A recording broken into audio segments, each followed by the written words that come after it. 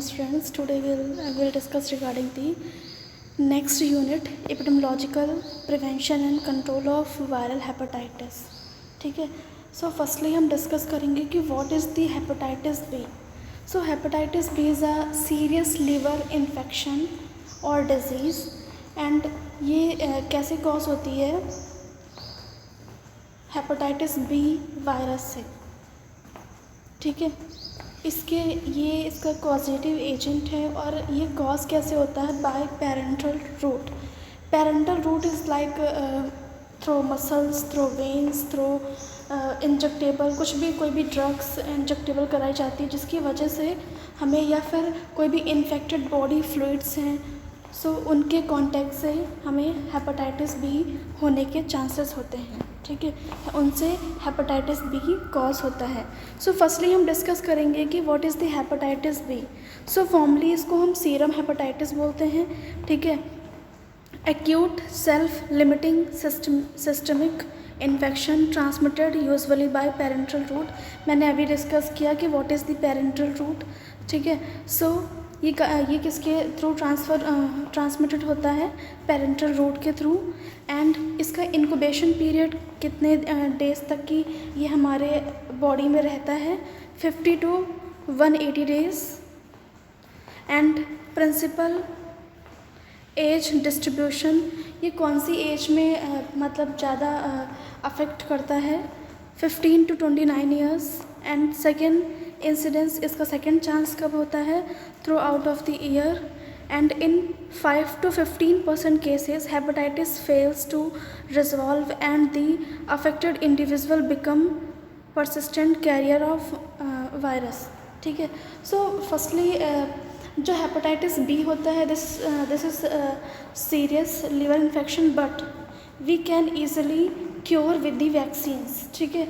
हम वैक्सीन्स के थ्रू इसको इजीली क्योर कर सकते हैं. सो इस पॉइंट में ये लिखा है कि 5 to 15% केसेस में ऐसा होता है कि समटाइम्स उनकी बॉडी में अगर हेपेटाइटिस बी का वायरस प्रेजेंट है तो उसकी वजह से वो फिर से उन्हें अगेन एंड अगेन वो चीज़ फिर से उस डिज़ीज़ के वो अफेक्टेड हो जाते हैं. ठीक है. सो नेक्स्ट क्या है, एपिडेमियोलॉजी. इट मीन्स कि कितने कितना ये स्प्रेड होता है वर्ल्ड वाइड में, कितना स्प्रेड है.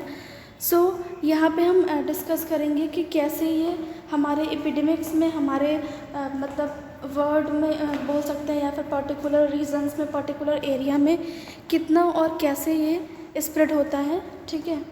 सो पहला क्या है, hepatitis B is a endemic throughout the world especially in tropical and developing countries.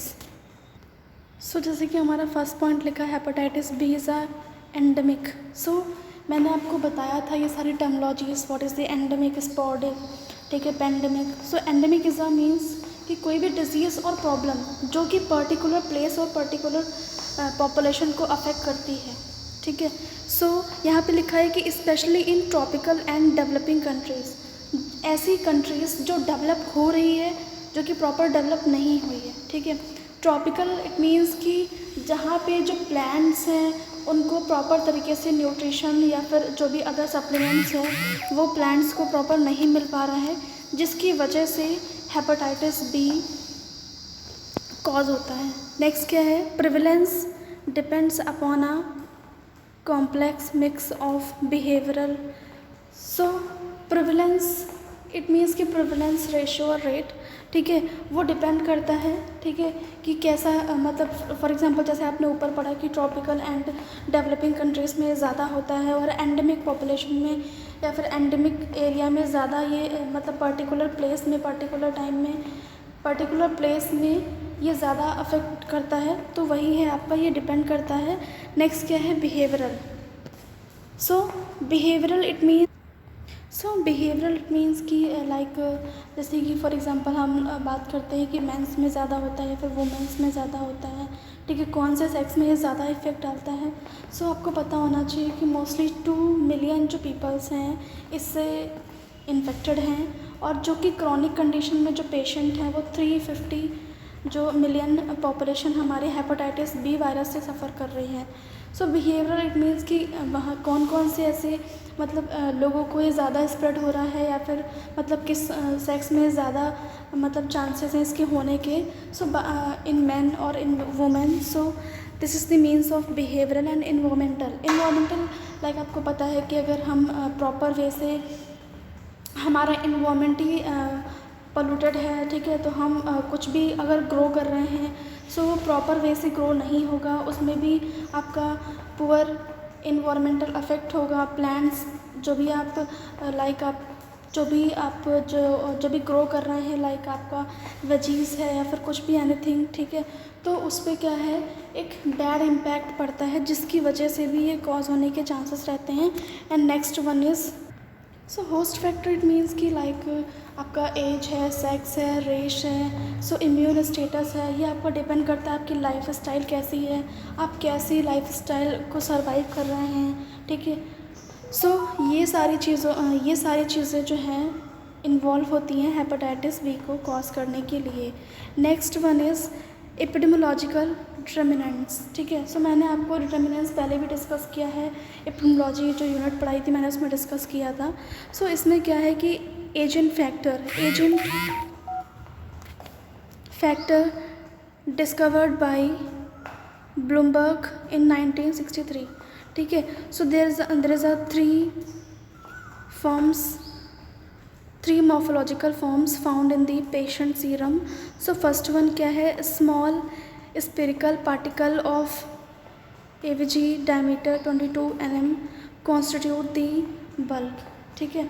सो यहाँ पे क्या है कि हम बात कर रहे हैं एक सीरियस लीवर इन्फेक्शन की, ठीक है, या फिर हम अगर वो बहुत ज़्यादा टाइम का हो गया है तो वो क्या करता है, लीवर कैंसर भी कॉज करता है। सो यहाँ पे हम मॉर्फोलॉजिकल मतलब हम मॉर्फोलॉजी जैसे कि आपने माइक्रोबायोलॉजी में पढ़ा था कि आपने मॉर्फोलॉजिकल मतलब उसके बारे में इन डिटेल स्टडी करते हैं। जैसे कि कुछ भी हमने कोई भी सब्सटेंस हमने लिया पेशेंट का, लाइक कुछ भी एनीथिंग, सो उसके बाद हम उसकी लैब में ले जा कर के स्टडी करते हैं, ठीक है। वो मतलब वहाँ पे क्या है, मतलब कितना ज़्यादा वो इन्फेक्शन कॉज हुआ है, उसने लीवर को कितना ज़्यादा डैमेज किया है और कितना ज़्यादा इम्पैक्ट डाला है। तो this is the so small spherical particles आपको दिखाई पड़ेंगे जिसका डायमीटर है 22 नैनोमीटर। सो नेक्स्ट क्या है, tubules of varying length and diameter. So tubules of varying length and diameter, ठीक है। हम यहाँ पे उसकी पूरी डीप मॉर्फोलॉजिकल स्टडी करेंगे, like size, shape, structure, diameter क्या है, ठीक है, उसकी लेंथ क्या है, डेन पार्टिकल्स। अगर डेन पार्टिकल्स आपको शो होंगे तो इस मीन्स कि उसको वहाँ पे हम सीरियस इन्फेक्शन को कंसीडर करेंगे। सो नेक्स्ट वन इज़ अगर डेन पार्टिकल्स हैं तो इट मीन्स कि वहाँ पे उनको इन्फेक्शन है, ठीक है। नेक्स्ट क्या है, रिजर्वर ऑफ इन्फेक्शन, ठीक है। So man is the only reservoir and infection spreads either from carrier or cases. So यहाँ पे मैन आपको पता है कि मोस्ट प्रॉब्ली जो मेंस हैं उनको ज़्यादातर लिवर इन्फेक्शन होने के चांसेस हैं, बिकॉज वो मतलब like other substances like alcohol, other जो भी आपकी हार्मफुल सब्सटेंसेस हैं वो मतलब इंजेक्ट करते हैं अपनी बॉडी में, इंजेक्शन करते हैं। सो यहाँ पे मेंस को जो मेंस में ज़्यादातर होने के चांसेस हैं उनमें ही केसेस दिखते हैं, और ये इन्फेक्शन भी उनमें, हेपेटाइटिस बी इन्फेक्शन भी उन्हीं में ही ज़्यादातर मेंस में ही आपको देखने को मिलेगा, ठीक है। सो इन्फेक्टिव मटेरियल, कंटामिनेटेड ब्लड, मैंने बताया था कि जितने भी आपके बॉडी के इन्फेक्टेड फ्लूइड्स हैं उनकी वजह से ये कॉज हो जाता है। तो सोर्स ऑफ इन्फेक्शन में हम बोल सकते हैं कंटामिनेटेड ब्लड, या फिर बॉडी का कोई भी फ्लूइड्स है लाइक पस है, म्यूकस है, या फिर अदर कोई भी उनका ब्लड है, तो उसकी वजह से भी ये होने के चांसेस हैं। सो नेक्स्ट क्या है, virus is readily destroy by sodium hypochloride, ठीक है। सो हम इसको डिस्ट्रॉय कर सकते हैं किसके थ्रू, सोडियम हाइपोक्लोराइड। ठीक है। इसके थ्रू इसको हम डिस्ट्रॉय भी कर सकते हैं। नेक्स्ट क्या है, होस्ट फैक्टर। पहले तो मैंने एजेंट फैक्टर के बारे में डिस्कस किया था कि एजेंट फैक्टर क्या है। इसको ब्लूमबर्ग ने 1963 में दिया था। यहाँ पे उन्होंने ब्रीफ मॉर्फोलॉजिकल स्टडी की थी, जहाँ पे इन्होंने शेप, स्ट्रक्चर एंड उसका डायमीटर, ठीक है, कितने नैनोमीटर है, ठीक है, कितना मतलब स्प्रेड हुआ है, उसका शेप कैसा है, लेंथ एंड डायमीटर कैसी है, तो वहाँ पे इन्होंने ये सब चीज़ें डिस्कस की हैं। नेक्स्ट एजेंट फैक्टर के बाद में हम होस्ट फैक्टर के बारे में डिस्कस करेंगे। सो होस्ट में हम ये डिस्कस करेंगे कि किस एज ग्रुप में ये इसका एज, ठीक है, एज में हम देखेंगे कि मैंने आपको ऊपर बताया था age factor. So acute hepatitis B occurs in approx 1% of perinatal, ठीक है, सबको पता है, नेटल, इंटरनेटल, ठीक है, पोस्ट नेटल। सो नेटल ऐसा पीरियड होता है जहाँ पे ये मदर के वूम्ब में जब बेबी होता है। सो 1% उनमें चांसेस है acute hepatitis B. And next 10% of early childhood. So सबको पता है कि अर्ली चाइल्डहुड में बच्चे जो हैं नॉन न्यूट्रिशियस डाइट को लेते हैं, जैसे कि फॉर एग्जांपल कोई भी है पाइका डिसऑर्डर से सफ़र करते हैं, ठीक है, तो 10% अर्ली चाइल्डहुड में होता है and 1 to 5% of age and 30% of less than 5 year age HPV infectious. तो इनमें हेपेटाइटिस बी वायरस इन्फेक्शंस का जो चांसेस है इस एज ग्रुप में ये आपको ज़्यादा देखने को मिलेगा। नेक्स्ट है chronic hepatitis B virus infection is irreversibly related to age, occurs in approx 80 to 90% of perinatal infection and 30% of early childhood infection and 5% of infections after 6 years of age. So जब हम अभी तो मैंने acute की बात की थी, अगर आप क्रॉनिक इन्फेक्शन की बात करते हैं तो मोस्टली 80 to 90% जो है प्री या फिर पेरी नेटल इन्फेक्शंस आपको देखने को मिलेंगे। नेक्स्ट 30% अर्ली चाइल्डहुड के केसेस और 5% of infections after 6 years of age. 6 साल के बाद आपको 5% क्रॉनिक हेपेटाइटिस बी इन्फेक्शन के केसेस आपको देखने को मिलेंगे। सो अभी ये तो था होस्ट फैक्टर, ठीक है, कि किस किस एज ग्रुप में कैसे कैसे ये इम्पैक्ट डालता है। नेक्स्ट क्या है, हाई रिस्क ग्रुप्स। कौन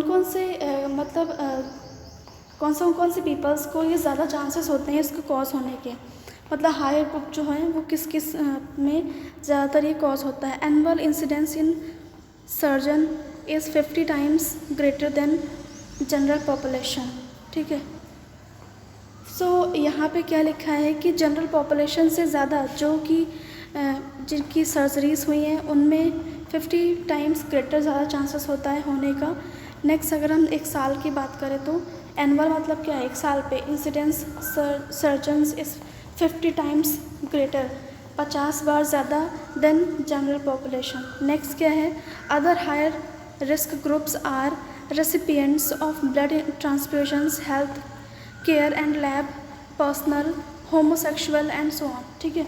सो कुछ अदर फैक्टर्स हैं, इनकी वजह से भी ये अफेक्ट डालता है। सो जैसे कि मैंने आपको बताया था कंटामिनेटेड फ्लूइड्स, सो उसमें आपको ब्लड ट्रांसफ्यूजन भी बोल सकते हैं। कोई भी हम हेल्थ केयर प्रोवाइड कर रहे हैं हेपेटाइटिस बी पेशेंट को। नेक्स्ट क्या है, लैब पर्सनल्स एंड होमोसेक्सुअल, ठीक है। सो इन सब में हायर रिस्क ग्रुप होता है, ठीक है, इनमें हायर चांस होता है, हायर रिस्क ग्रुप होता है। नेक्स्ट है hepatitis B and HIV infection. So presence of HIV markedly increases the risk of इप्नोलॉजी। सो जिसमें HIV से सफ़र कर रहे पॉपुलेशन है उसमें ज़्यादातर रिस्क इसका बढ़ जाता है हेपेटाइटिस बी वायरस इन्फेक्शन का। एसोसिएटेड लीवर सिरोसिस, जिसकी वजह से आप देख सकते हैं, आपने लीवर सिरोसिस अमेज़न में पढ़ा होगा, ठीक है, SCC, ऐसी प्रॉब्लम्स उनको कॉज होती हैं। नेक्स्ट क्या है, हार्मोनल एंड सेलुलर रिस्पॉन्स, इनकी वजह से भी ये हेपेटाइटिस बी कॉज होता है। नेक्स्ट क्या है, मोड्स ऑफ ट्रांसमिशन। अभी हम डिस्कस करेंगे कि मोड्स ऑफ ट्रांसमिशन में ये कैसे हमारी बॉडी में ये कॉज करता है। सबसे पहले क्या है, पेरीनेटल पेरेंटल रूट, ठीक है। मोस्ट मैंने आपको स्टार्टिंग में ही पेरेंटल रूट के बारे में डिस्कस किया था। अंडर द स्किन मतलब वेन के थ्रू, मसल्स के थ्रू कुछ भी हम इंजेक्ट करा रहे हैं बॉडी में, सो उसके through most of the common है कि आपका ये mode of the transmission parental route के थ्रू। नेक्स्ट क्या है, पेरीनेटल ट्रांसमिशन।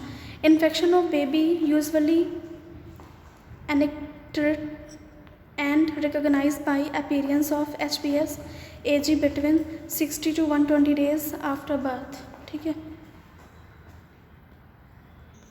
सो यहाँ पे पेरीनेटल ट्रांसमिशन में क्या है कि जब बेबी यूजुअली एनेट्रिक मतलब होता है कि यहाँ पे जब बेबी को क्लिनिकल जो जॉइंटिस होती है वो एब्सेंट होती है, ठीक है। सो उसी को ही हम डिफ़ाइन करते हैं एनेटेरिक, ठीक है। एनेटेरिक आप बोल सकते हैं आप एनेटेरिक हेपेटाइटिस को। यहाँ पे बेबी में जो क्लिनिकल जॉइंटिस होती है वो एब्सेंट होती है या फिर एब्सेंस होती है। सो ये कब आपको मतलब ये आपको आफ्टर बर्थ 60 to 20 डेज़ में आपको अपीयर हो जाएगा, दिख जाएगा। नेक्स्ट क्या है, sexual transmission particularly in males homosexual. So sexual transmission में मतलब पर्टिकुलरली इन मेल होमोसेक्सुअल मतलब होता है कि ऐसा पर्सन जिसको सेम सेक्स के साथ में अट्रैक्शन या अटैचमेंट होता है, सो उनमें ये ज़्यादा कॉज होता है। जैसे कि मैंने आपको प्रीवियसली बताया था कि मेल में ज़्यादा होता है। सो अदर रूट्स में कौन कौन से रूट्स के थ्रू हो सकता है, horizontal transmission from child to child response for majority of hepatitis B virus infection and carrier in parts of words other than Asia. So horizontal transmission मतलब जैसे कि कोई भी इंस्ट्रूमेंट जो कि लाइक आपका सिरिंजेस है, निडल्स है, आपका कोई भी मेडिकल इक्विपमेंट्स है जो कि किसी भी HIV पेशेंट्स को इंजेक्ट किया गया हो, वही आप फिर से किसी को इंजेक्ट हो जाता है, उसकी वजह से हॉरिजॉन्टल ट्रांसमिशन हो जाता है। सो इसको बोलते हैं horizontal transmission. Next one is prevention and contamination.